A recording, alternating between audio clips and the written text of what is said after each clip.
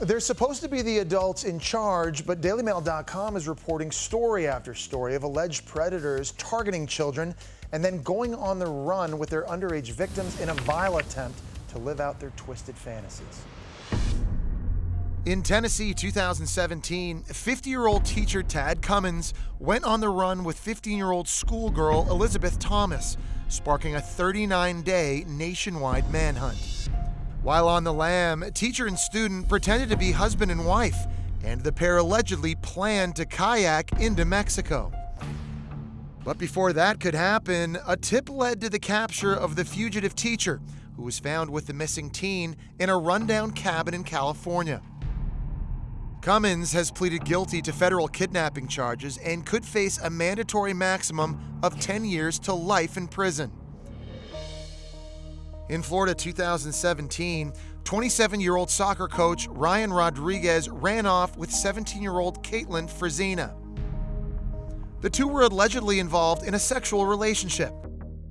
They were found 6 days later in upstate New York, more than 1,000 miles from Caitlin's home.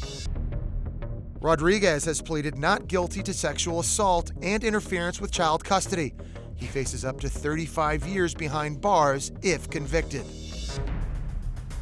And in Pennsylvania, 45-year-old married father of four, Kevin Esterly, signed his daughter's 16-year-old friend, Amy Yu, out of school multiple times by posing as her stepfather. His wife, Stacy, claims she'd been suspicious of the two for a while and was aware that Esterly had rented an apartment just 4 blocks from Amy's home. Amy's mother reported her daughter missing when she failed to return from school last month, and the pair were found nearly 2 weeks later in Playa del Carmen, Mexico. I'd like to go back to Pennsylvania as soon as possible. That's a smart choice. Esterly is currently behind bars. His bail has been set at $500,000.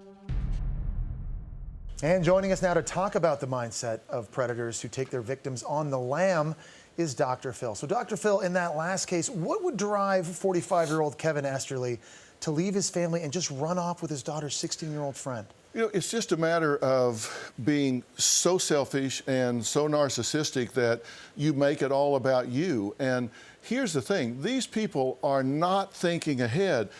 There's no way a rational person doesn't know this is going to hit the wall, right? You're not going to disappear with your daughter's best friend and it's going to turn out okay. They're not going to not look for you. They're going to find you, and you know that it's going to come to a bad end.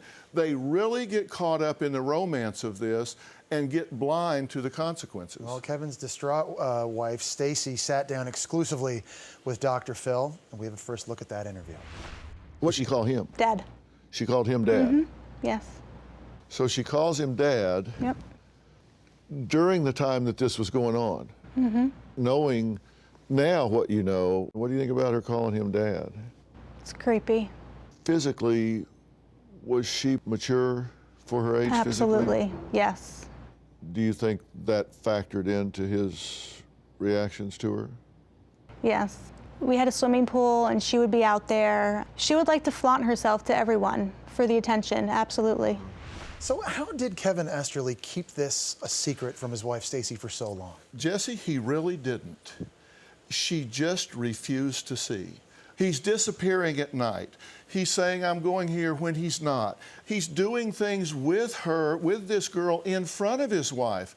But she, to this day, doesn't necessarily believe that he was taking this girl to an apartment that he had that she found out about.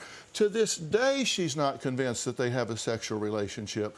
So she doesn't want it to be true so badly, she has a functional blindness to it. Sounds like she's in total denial. Okay, well, make sure you catch Dr. Phil's exclusive interview with Kevin Esterly's wife, Stacy, on today's all-new Dr. Phil. Make sure you check your local listings for times. Dr. Phil, thanks so much. You bet.